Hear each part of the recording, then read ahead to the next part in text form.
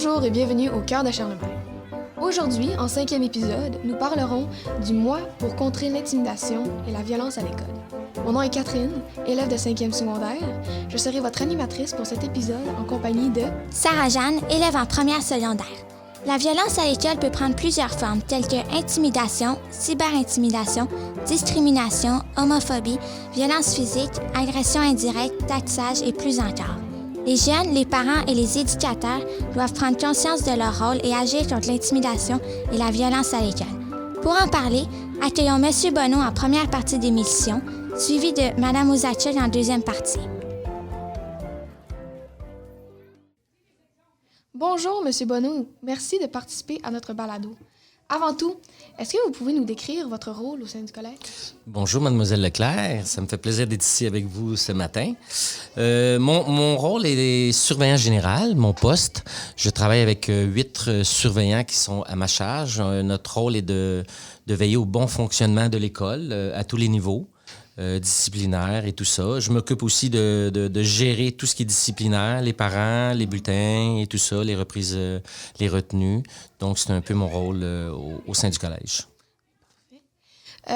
Pouvez-vous nous expliquer, en fait, qu'est-ce que c'est l'intimidation, plus exactement? Oui, l'intimidation peut prendre plusieurs formes. En général, l'intimidation peut être physique, ce qui est de frapper, pousser, voler, tous les gestes physiques, faire trébucher. On a aussi l'intimidation sociale, qui est d'exclure une personne d'un groupe, dire aux autres de ne pas être amis avec quelqu'un, répandre des rumeurs sur son compte. On a aussi l'intimidation verbale, qui est aussi de la violence verbale. Donc, faire des menaces, insulter, faire des commentaires blessants, se moquer d'une personne. Et on a en dernier lieu la cyberintimidation sur les réseaux sociaux, qui est très répandue aujourd'hui. Afficher des messages, faire des mauvaises blagues, des memes, et des commentaires sur Instagram, Facebook et toutes sortes de réseaux sociaux aussi. Sauriez-vous, en fait, me dire c'est quoi la différence entre, en fait, un acte de violence et de l'intimidation? L'intimidation, c'est quand une personne ou un groupe de personnes insulte, humilie les mêmes sortes d'intimidation que je vous ai nommées tout à l'heure. Ça se reproduit sur une période qui est répétée. Donc, ça peut être une période qui est très, très longue, très courte aussi, dépendamment. On va en parler un petit peu plus tout à l'heure.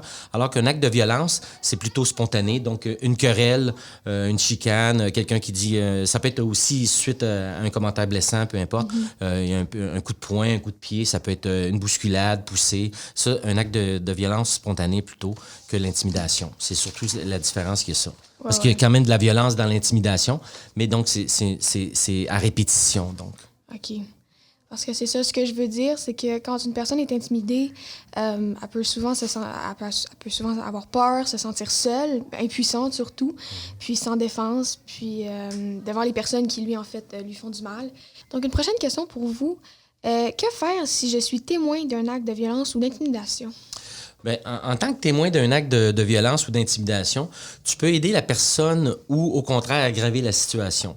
Par exemple, si tu restes là à regarder sans rien faire, ça encourage en général l'intimidateur que le message est facile pour lui de continuer. Donc, il ne voit pas de confrontation. Il croit que tu approuves son comportement. Pour arrêter ça, ben tu peux aller voir la personne qui agresse et lui dire d'arrêter. Tu peux demander à tes amis aussi de s'interposer entre lui et la personne que vous pensez qu'ils intimident. Réconforter la personne, oui, l'inciter à dénoncer, bien sûr. L'inviter à faire partie d'un groupe de votre groupe d'amis. Si souvent c'est une personne qui est isolée, qui est un peu seule, il y a des gens qui ont des personnalités un peu plus comme ça. Mais le but premier est de ne pas rester muet et de faire bouger les choses. Donc, d'aller dénoncer aussi si jamais vous voyez que ça se reproduit encore. Certainement. Puis, la prochaine question qui suit, en fait, qui ressemble un peu. Si je suis la personne qui se fait intimider, qu'est-ce que je peux faire pour que ça l'arrête? Bon, si jamais vous êtes intimidé puis il n'y a personne qui vient vous aider, il n'y a personne qui peut qui intervient, parce que ça arrive souvent, en général, c'est comme ça que ça se passe, c'est que quand le problème d'intimidation sort, tout le monde le savait, sauf bien sûr les adultes qui peuvent régler le problème, mais en général, toute la classe, même tout le niveau, le savent déjà, donc ils n'ont jamais dénoncé. Je passe dans les classes au début de l'année pour inciter les jeunes à dénoncer. Dénoncer, c'est pas être faible, c'est être fort. Il faut vraiment pas laisser ça comme ça. Donc, si toi, une personne est intimidée, donc il faut dénoncer. Il faut tout de suite aller voir une personne ressource. Une personne, ça peut être nos amis, ça peut être un professeur, ça peut être un surveillant, ça peut être une personne de la direction. Ça pourrait être aussi nos parents, malgré que souvent ils apprennent en dernier, mais les parents devraient être quand même les premiers. Il y a beaucoup de personnes ici qui peuvent contribuer à régler la situation. On peut aussi dénoncer anonymement.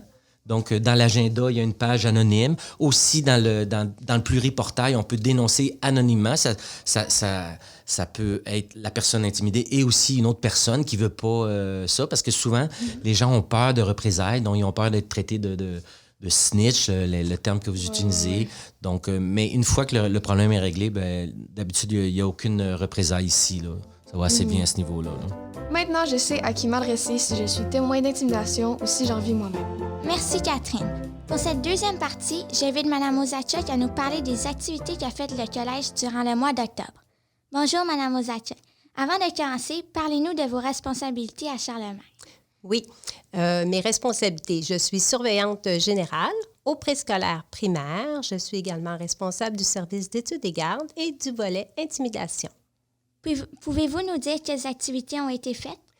Oui, le collège organise plusieurs activités, autant au primaire qu'au secondaire. Par exemple, sur l'heure du midi, les élèves du primaire sont invités à dessiner des mandalas dans l'auditorium. On y projette des courts vidéo et nous faisons des discours en lien avec l'intimidation. Dans tout le collège, il y a eu aussi une vente de biscuits arc-en-ciel au coût de 2 $. Et la dégustation s'est faite les 15 et 16 octobre dernier. Les sommes amassées iront respectivement pour l'achat de jeux pour la récréation du primaire et à la vie étudiante au secondaire pour des activités. Je tiens aussi à remercier chaleureusement l'équipe de M. Lancelot en cuisine pour la préparation de ces délicieux biscuits. Il y a eu aussi l'heure du compte virtuelle cette année, étant donné dû aux mesures sanitaires que l'on connaît en ce moment. Donc, les élèves de secondaire 5 se sont filmés en racontant une histoire toujours en lien avec l'intimidation et la violence à l'école. Les contes ont été diffusés dans les classes de maternelle ainsi que de première année. Pour clore les activités du mois, le collège va devenir sa journée rose le 23 octobre prochain. Les élèves sont alors invités à porter un chandail ou un accessoire dans les teintes de rose ou de mauve. Cependant, le port du pantalon et de la jupe de l'uniforme demeure obligatoire.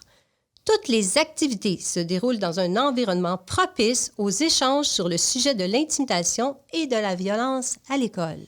Ce sont de belles activités, ça. Est-ce que vous pouvez nous dire où, à Charlemagne, on peut trouver des personnes ressources pour nous aider en cas d'intimidation? Certainement. En fait, toute personne en qui tu as confiance est une personne ressource qui peut t'aider en cas de problème, de pépin. Comme M. Bonneau l'a mentionné plus tôt, un parent, un professeur, un psychologue, un psychoéducateur, un éducateur spécialisé, un entraîneur, un concierge, un surveillant ou toute autre personne peut t'aider.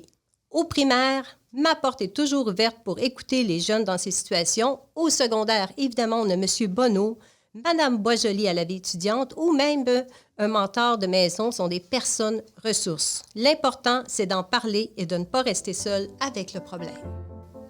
Au Collège Charlemagne, l'intimidation, c'est non.